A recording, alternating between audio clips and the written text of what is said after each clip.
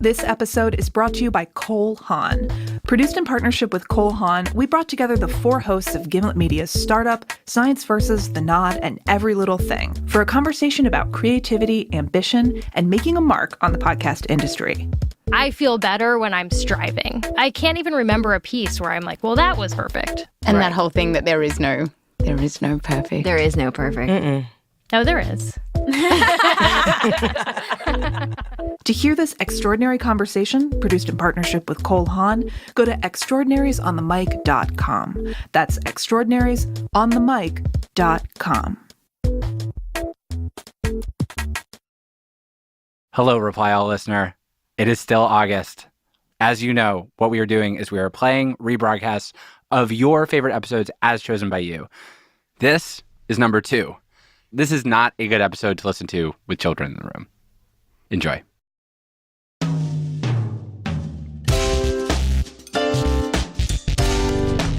From Gimlet, this is Reply All. I'm PJ Vogt. This week, we have a story about changing your mind, and it starts with a 911 call. 911, where's the emergency? Something that happened in my dream, and it's actually happening. So this man got too high, and he called 911, and what he's trying to do is convince the operator of something that his family refuses to believe. Okay, what's happening? That's it. Everything that happened today is actually in my dream, and I want to prove to everybody. Okay, so what did you dream about that's happening? It's all on paper. I wrote it down. Okay, we'll get someone out there to you. Thanks so much. Okay, bye-bye. So the cops come, and they just say, please stop calling, or we're going to have to arrest you. They don't want to do it. But because his family refuses to admit that they're part of his dream prophecy, he has no choice but to call 911 again. 911, where's your emergency? Hello, I called earlier in Orange City. And what's the emergency? The officer told me not to call back, and he said if I call back, then y'all are going to take me to court. So I'm calling back. Because you want I have to prove something. Because you want to go to jail? I have to prove something to my family. So Okay, you're at... send an officer back? Calls like this happen all the time. I could play you dozens of them off the internet. Calls where someone got too high, freaked out, and called the cops. And as this case shows, that's not always the best idea because they're cops and so they might charge you. Fortunately, though, there's actually another place you can go for help. I recently talked to somebody who volunteers there. His mission in life is to calm down people who have gotten too high. Last night, for example, a guy comes in. He's on dissociative, which are kind of similar to psychedelics, but not. And he's like, I'm just here because I wanted to confirm that I'm real and everything is real. And I'm like, yeah, you're real. You're still alive. Everything's okay. And that's all he needed. He was like, thanks, guys. That helped a lot. This conversation happened on a website called tripsit.me. Trip-sitting is like babysitting, but instead of taking care of babies, trip-sitters take care of people who have gotten too high on drugs. Say you've eaten a bunch of mushrooms and you feel overwhelmed by paranoia. You're too high to function, but not too high to get on your computer, and so you log on to TripSit, where you're greeted by a front page that offers you resources about drug safety and access to the TripSit chat room. In the chat room, you type into a box, and a volunteer TripSitter jumps in to assist you. They'll ask you what drugs you've taken and how much, and if they can establish that you're not in physical danger, then they'll just focus on trying to help you calm down. The person I spoke with is one of these TripSitters, and he agreed to talk to me so long as I didn't use his real name. So how should we identify you for the purposes of this interview? I think just go with reality would be good. You know, would be unhelpful if certain people found out that I was involved in this kind of thing. Reality is the name that he uses on TripSit. It's a reference to a David Bowie album that he loves. But in the context of a chat room for the hopelessly stoned, that name, of course, takes on a different meaning. People will come in, they'll be freaking out, and they'll be like, you know, is any of this real? Is like, I'll say something like, I'll say, yeah, you're all right, man. They say, wow, reality just like confirmed my existence. Whoever I pictured when I imagined a guy who spent his time talking to high people online, it was not this guy. He's calm and thoughtful. He has a real grown-up job doing work that's smart and complicated and honestly kind of boring. But he lives for his volunteer work on TripSit, and he's good at it. If somebody's in real trouble, he'll make sure that they seek actual medical attention, but usually that's not the case. Usually, He just needs to babysit somebody who's gotten in over their head. Reality says that there are go-to strategies that typically work. The tripper usually has quite a short attention span, so you just ask them to, go and grab a glass of water, or we give them some music suggestion, something like Emancipator or something, nice and calm like that. What's Emancipator? Emancipator's a band who do really cool instrumental music. It's very orchestral kind of thing. My mum says it sounds like elevator music, but I strongly disagree. There's also this website he'll send people to, which just consists of a 3D rendering of a floating orb suspended in a box of water. You can move the orb. High people find it calming. It models liquid physics in the browser, and you can sort of interact with it with your mouse. It's quite cool. Things like this, is supremely interesting for people who are on drugs. Most of Reality's job really just entails knowing a little bit about drug safety and then being extremely present for scared, vulnerable strangers. The conversations Reality ends up having with these strangers are often really intimate. Once people calm down, they just want to talk. And during those talks, they can realize things about themselves that they never had before. People realize that they've done bad things in their lives to people they loved, that they're alcoholics, that their lives have turned into something that they don't like. Getting Reality to tell you his true feelings about drugs is surprisingly sort of like pulling teeth. He's just not a drug evangelist, but he seems to really like talking to people on psychedelics because these kinds of conversations seem to flow from that class of drug. One of the effects of a psychedelic, it's often described as a sense of childlike wonder, you see everything as if you were a baby, or you see it with the same interest. I was really surprised when I learned how much time Reality spends doing this. Basically, almost every waking hour that he's not at work, he's on TripSit. He volunteers during his nights and weekends, and when he's not in the chat room helping people, he's doing the back-end development work that keeps TripSit.me running. I don't know many people who are this generous, but Reality says that he feels like it's a privilege to get to do this work. I started to wonder how listening to all these strange nighttime confessions affected his real life. When you go out in the real world, does it affect how you see just people in the real world? I don't know. The two worlds really don't intersect for me much. I don't feel the same sense of generosity elsewhere in my life, I think. Really? So, Are there people in your life, in your real life, where you're like, Jesus Christ, if this person would just maybe once try a psychedelic, they would be so much easier to deal with? Yes. With some people, I wonder whether even a psychedelic could help them, But yeah, for some people, I think if only they could sort of, I have conversations with them, and I think if only they could experience this sort of sense of universal empathy for a couple of minutes, then maybe they would sort of be a lot more open. Most people would benefit from a psychedelic experience, and it's not just generosity towards others, but also generosity towards yourself. At this point, I just set aside the rest of my TripSit questions, and we just started talking about acid, a drug that I have always thought of as the epitome of a dumb, dangerous drug, but which Reality was saying, no, this is actually a really great piece of technology. That caught me completely off guard. Yeah, it's funny. I've never tried a psychedelic because I've always felt so scared that it would dismantle my brain in a way that I could not reassemble. Yeah, there's a lot of sort of mythos about it, and the problem is that in times gone past, in the 60s and 70s, people were taking ridiculous amounts of psychedelics, and with no knowledge about what they did or how to act about them. And now there is a lot of knowledge, so you can approach a psychedelic in a much more constructive way, and you're not going to have this experience where you just destroy your mind. It's a valuable experience, personally, though. We don't condone drug use, certainly, but they're my personal feelings, not of TripSit's, obviously. Huh. Acid. Could this possibly be real? Could acid really turn you into a better person? Kinder, more patient?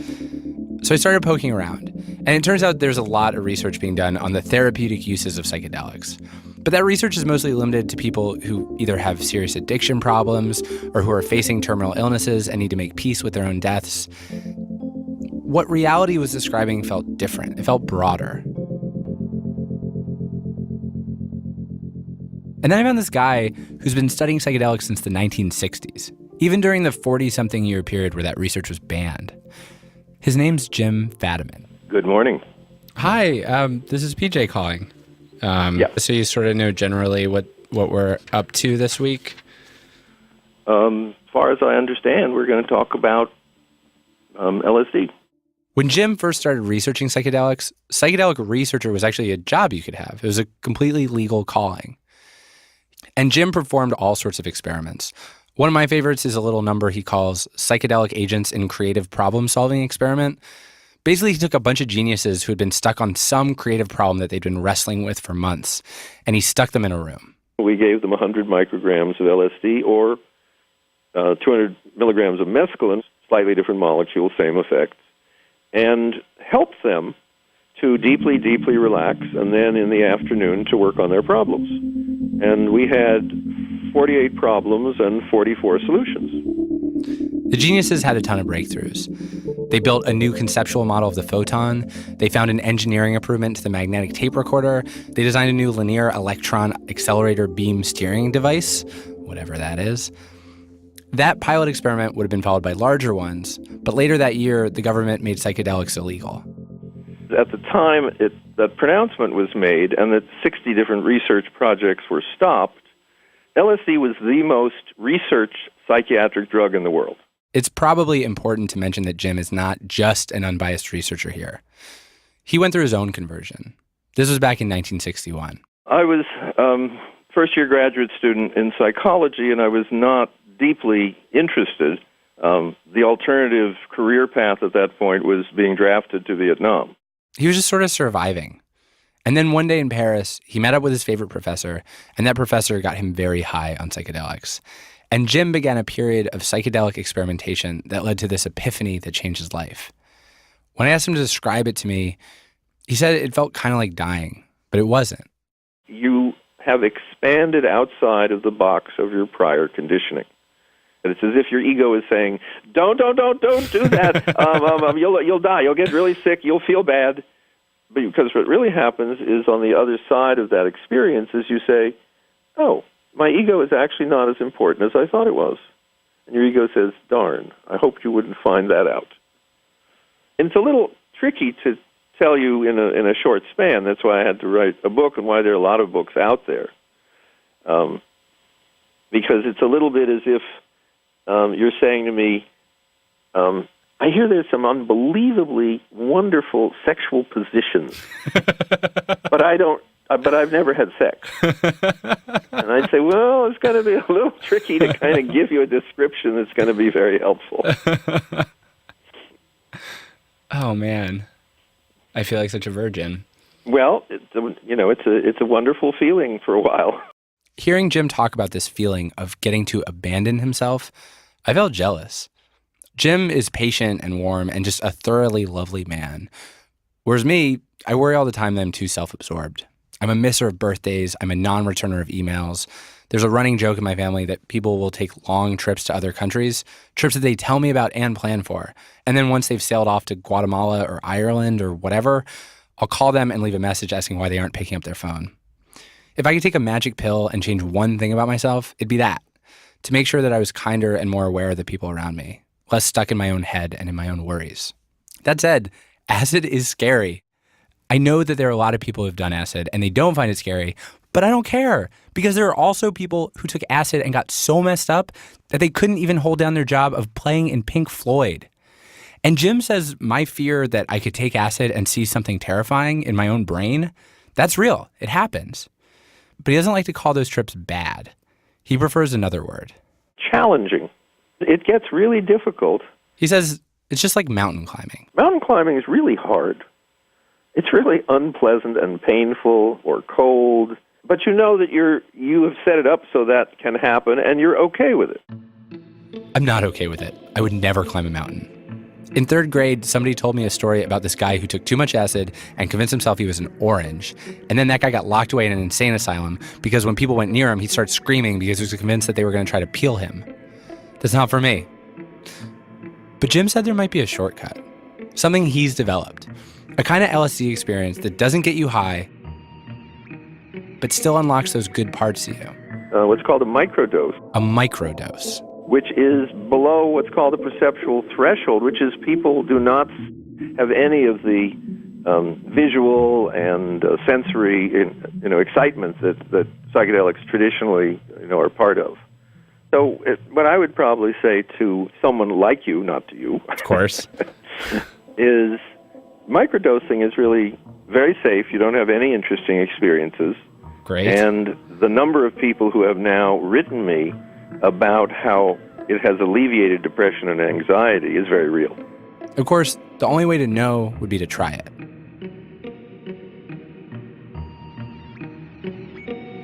We'll be back after this word from our sponsors.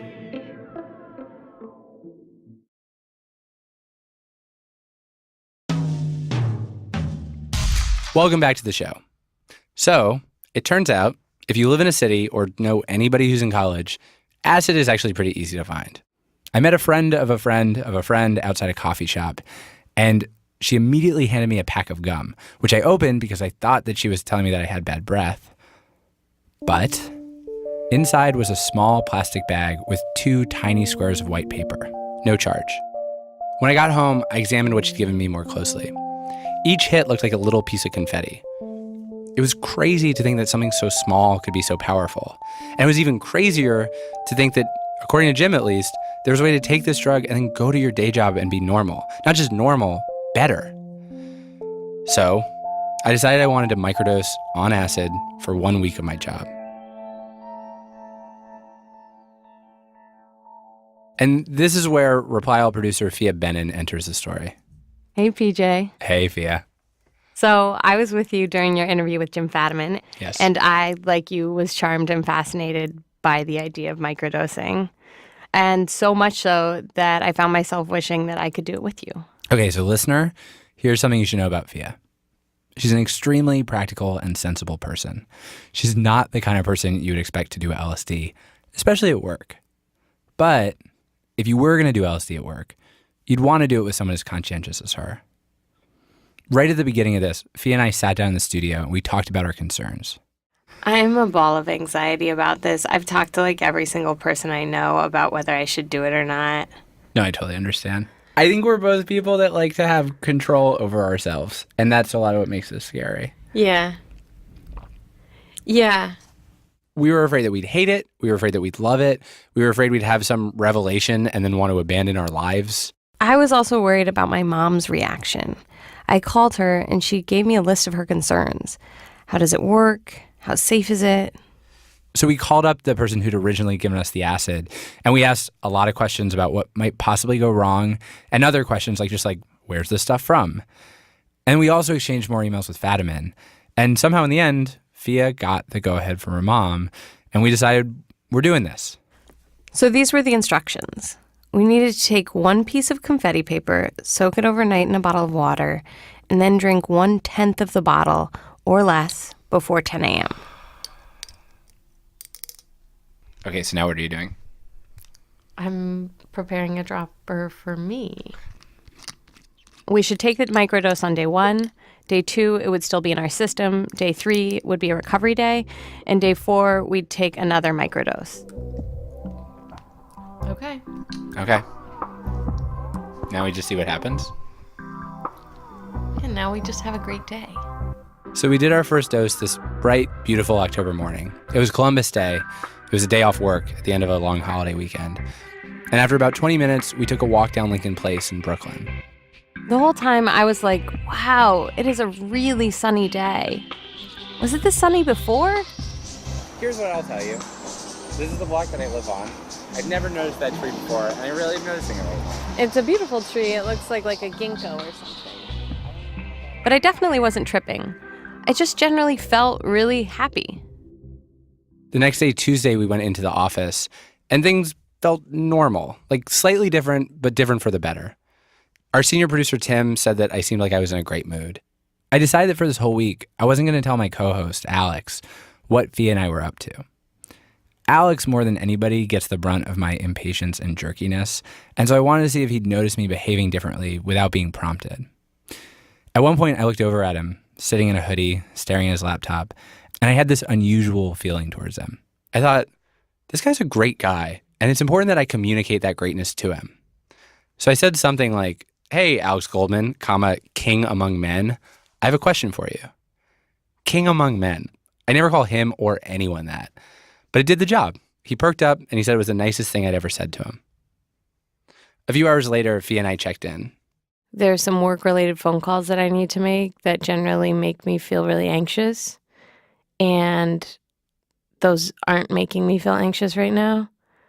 I feel like able to freak out a little bit less and be a little bit more emotionally open and a little bit less like snappy. I think there's a good chance that if we had full scientific knowledge of the universe, we'd be like, this isn't really affecting us yet, but the being told that you've taken a powerful drug that's going to make you a little more empathetic and calm has a real measurable placebo effect. I think it's totally possible, but I am feeling that way.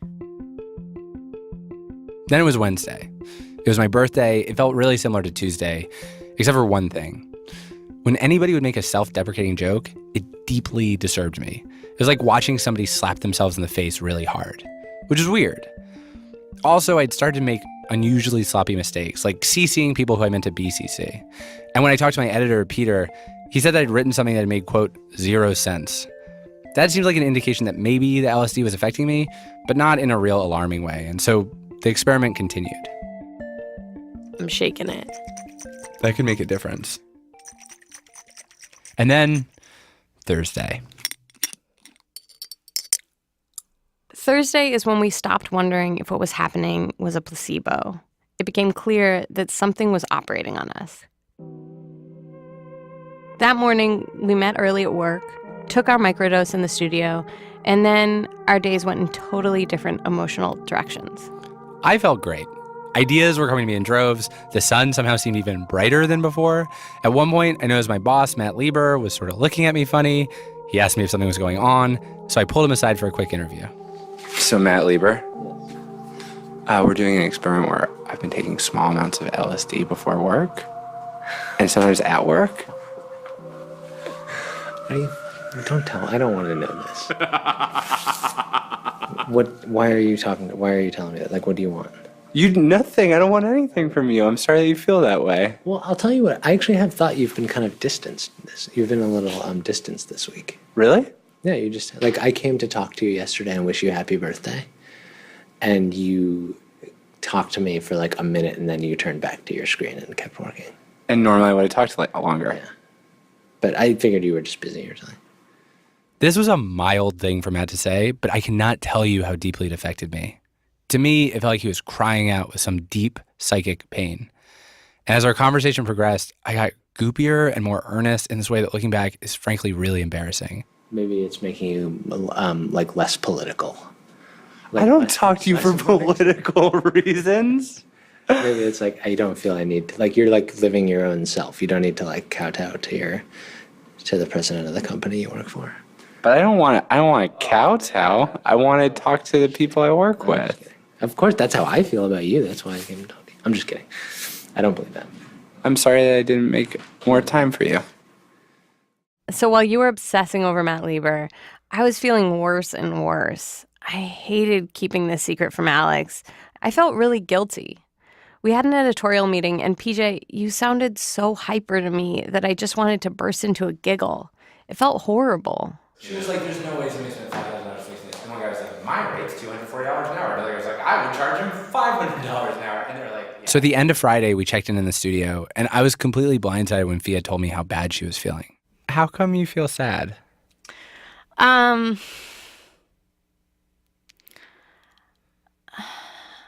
It's hard for me to sort out. I feel like doing it on the weekend with you felt fine and fun and good. And bringing it into the workplace felt like I think it felt like bad to feel like I was like trying to hide something from everybody around me. Yeah. Like that's the difference between Monday when we were just like having a nice day together and like I told my community and everybody was like checking on me and being supportive. And instead this was like trying to have like a little secret inside myself. Yeah. In retrospect, this seems obvious, but if you're going to take a drug because of the promise that it'll connect you to everybody and everything, you probably shouldn't build a wall of secrecy right through the middle of your experiment. I'm sure that's not how Jim would have done it. Do you feel like we have had hubris? Yes. I do.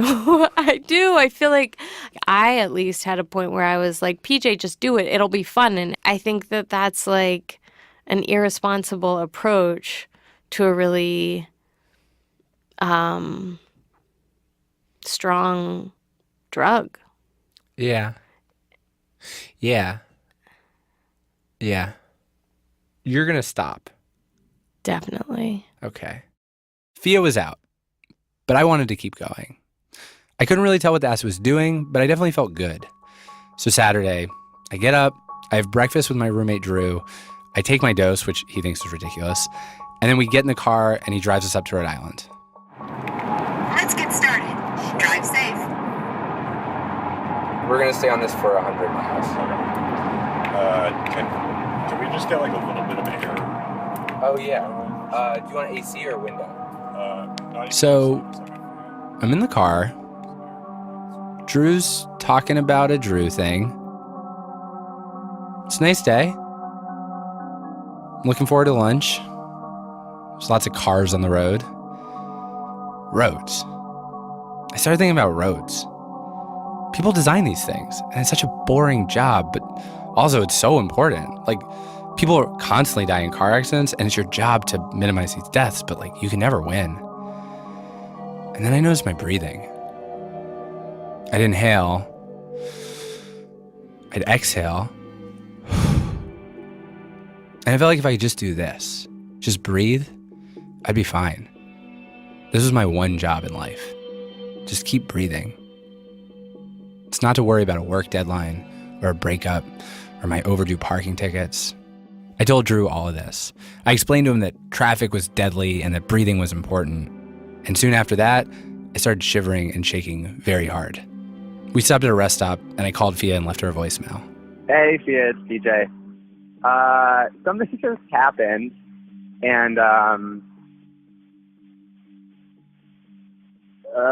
yeah, like my brain feels like it's on LSD.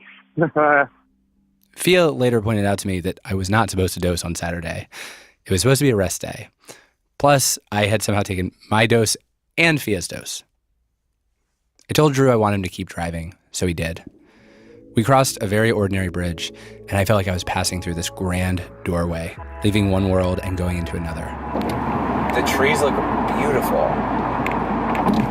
This is like not a hallucination, but they look like they're on fire. Yeah. Another reason, possibly, that I'd wanted to keep microdosing is that I'd just come off a rough week.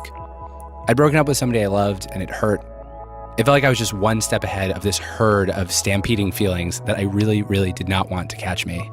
And the microdose had seemed like maybe it would help me outrun those feelings. But then my brain did something weird. We were stuck in traffic on I-95, and I saw all the cars. And I thought about how many people there were in the world, and I felt tiny, like just a speck. And I realized that if I was so tiny and the world was so vast, then the part of me that was hurting, that was even tinier. Even if that hurt felt very large to me, it was nothing. I tried to say this to Drew.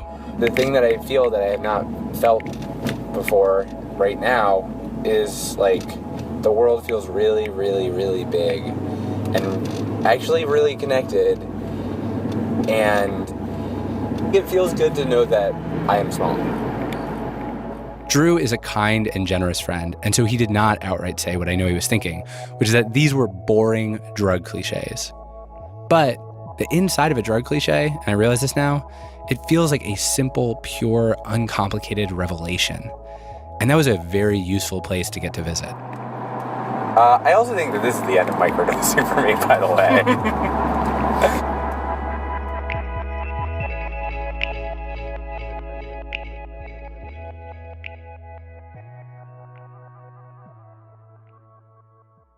So that was it. I was glad that I'd gotten a tiny peek at this thing that Jim had told me about, the reassuring feeling that the world was big and connected and that we were tiny parts in it. But this felt like the end.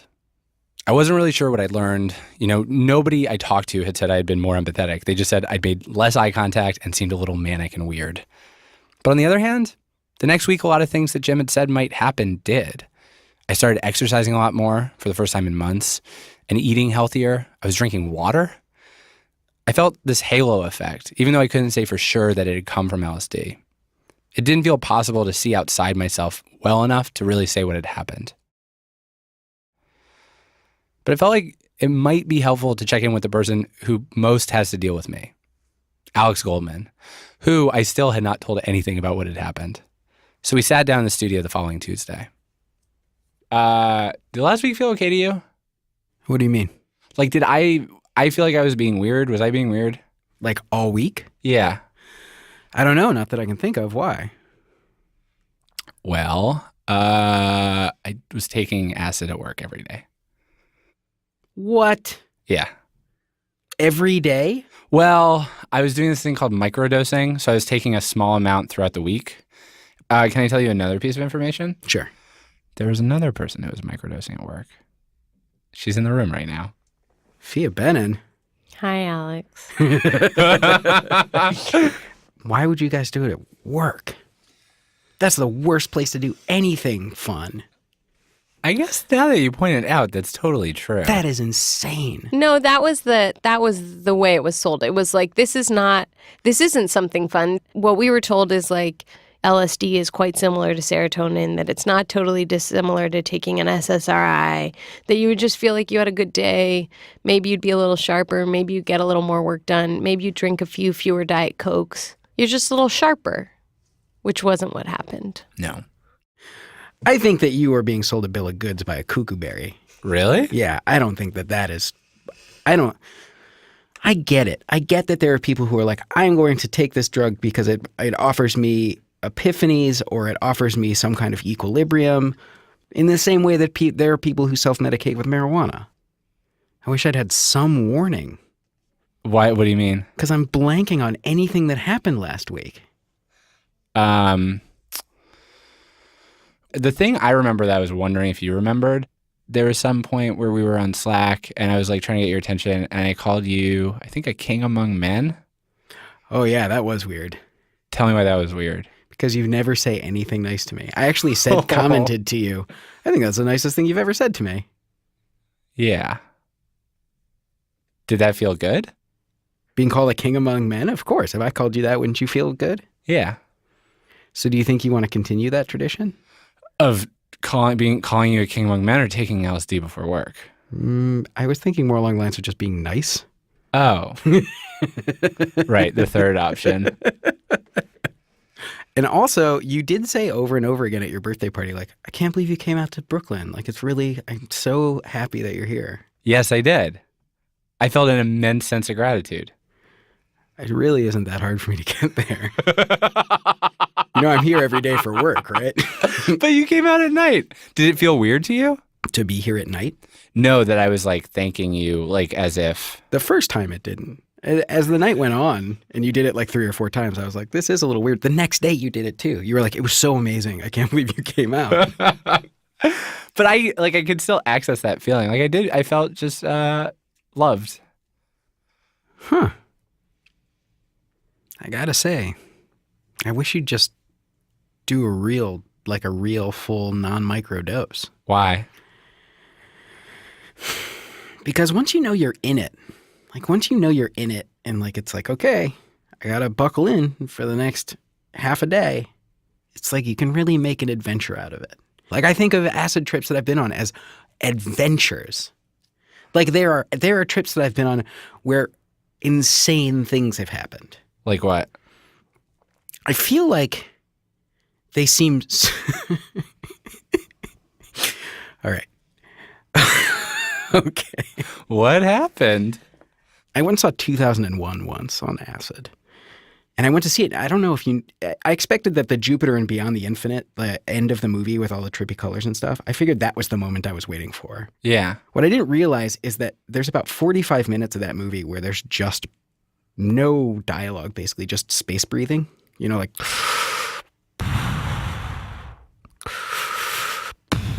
Uh-huh.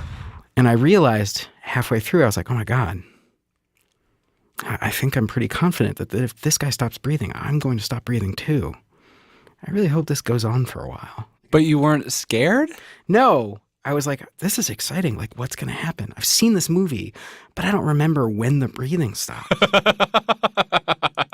And then after the movie, I was sitting with my friend Alan, and we were talking about the philosophical ramifications of 2001.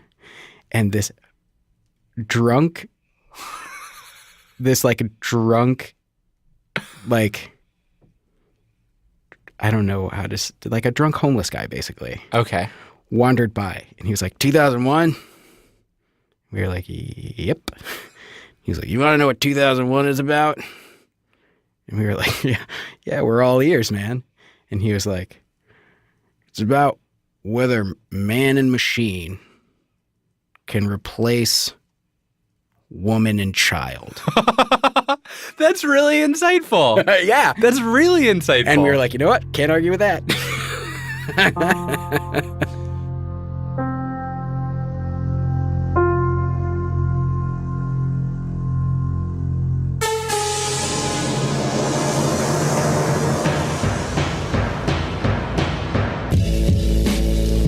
Reply All is me, PJ Vogt, and Alex Goldman.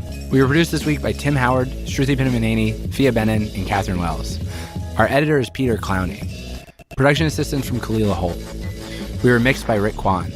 Our theme music is by the mysterious Breakmaster Cylinder, and our ad music is by Build Buildings. Matt Lieber is a piper at the gates of dawn.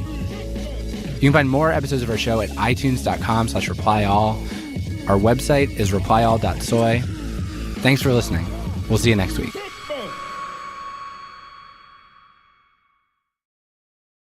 Okay. Come on, Ginger. Where's FD at right now? They're on the way, sir.